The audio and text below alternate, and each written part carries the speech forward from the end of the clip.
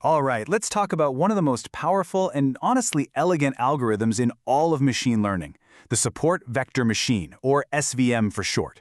At its core, it's really all about one thing, finding the absolute smartest way to draw a line in the sand. So let's just dive right in.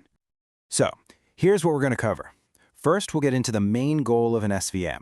Then, we'll talk about this idea of the widest street. That's the key to how it works.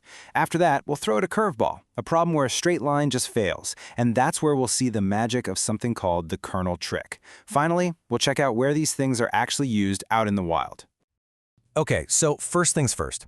At its very heart, the support vector machine is built for one main job: classification. It's all about teaching a machine how to tell different groups of things apart, and to do it as clearly as humanly, or I guess machinely, possible. But that really begs the question, right? What does the best way to separate things even mean? Think about it. You could draw 1,000 different lines to split two groups of dots on a page. So how do you pick the one that's the most robust, the most reliable? Well, that is exactly the problem SVMs were designed to solve. So, here's the more formal definition. An SVM is what we call a supervised learning algorithm, and its job is to find the best separating boundary, which has a fancy name, a hyperplane. But here's the crucial part. It doesn't just find any old boundary that works. No, it finds the one that creates the biggest possible gap, the widest margin between the classes. That's its secret sauce. Okay, so how in the world does it find this best boundary? The secret is actually, well, it's a beautifully simple idea. Imagine your data points are like houses in two different neighborhoods. SVM's goal is to find the widest possible street that you can build right between them. And that boundary, that street, is our hyperplane. I know the name sounds a little intimidating, but don't let it fool you. Seriously, if you're looking at a 2D chart, the hyperplane is just a line, a simple, straight line. If you've got data in 3 dimensions, it's a flat plane. That's it. It's just the surface that separates our groups. And this brings us right to that key idea of the margin. The margin is the width of that street. It's the empty space between the center line, the hyperplane, and the closest data points from each side. And the SVM's one and only goal? Make that margin, that street, as wide as it can possibly be. Maximize that gap. So you might be asking, why this obsession with a wide margin? Well, it's because a wider gap means your model is more confident. It's like creating a bigger buffer zone. This makes the whole classifier way more stable and much less likely to screw up when it sees new data it hasn't encountered before. It's about building a model that's robust, one that's built to last.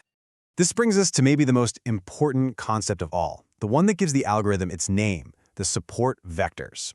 Okay, so what are they? They're the data points that are literally on the edge of the margin, the ones closest to our street. And here's the kicker.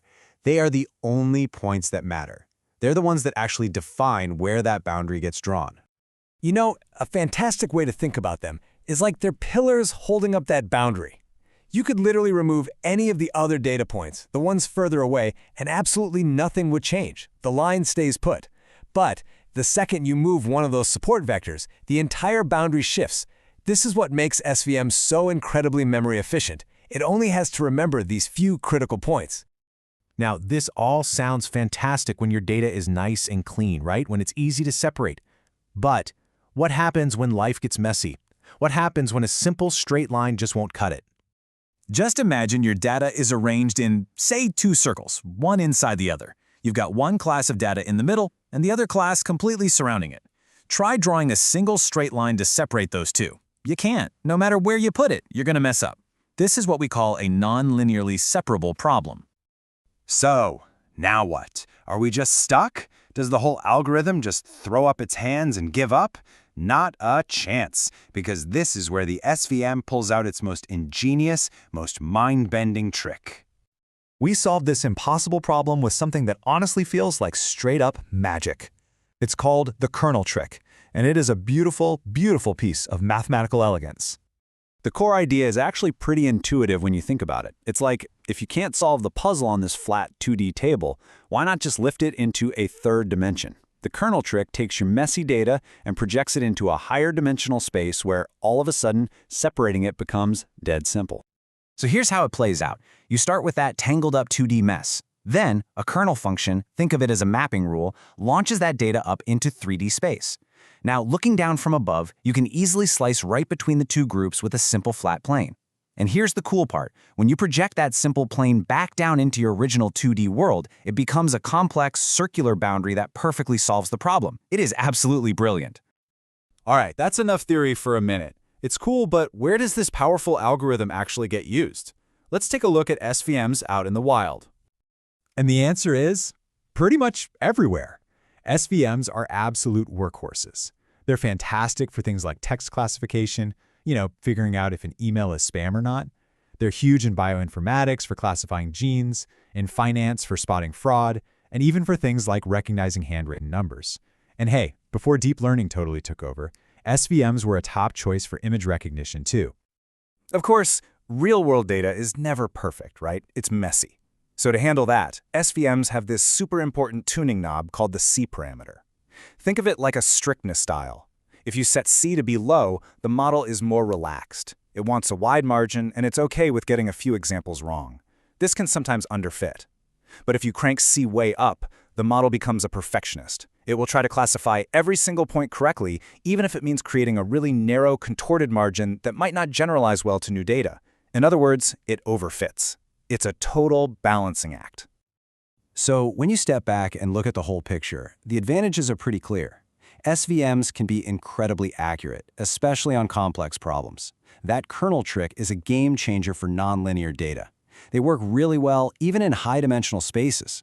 And because they're all about those support vectors, they're memory efficient and pretty robust against overfitting. A lot to love. But, of course, nothing's perfect. The biggest knock against SVMs is that they can get really slow and hungry for memory when you have massive datasets. And sometimes, especially with a fancy kernel, the result can feel like a black box. It works, but it's hard to understand why. And honestly, getting top-tier performance really depends on you picking the right kernel and tuning those parameters just right. And that kind of leaves us with one final thought. In an age where these massive, sprawling neural networks seem to get all the attention, there's something to be said for the pure mathematical elegance of an SVM. It's just smart. Its ability to find that perfect boundary using only the most critical data points is still so powerful.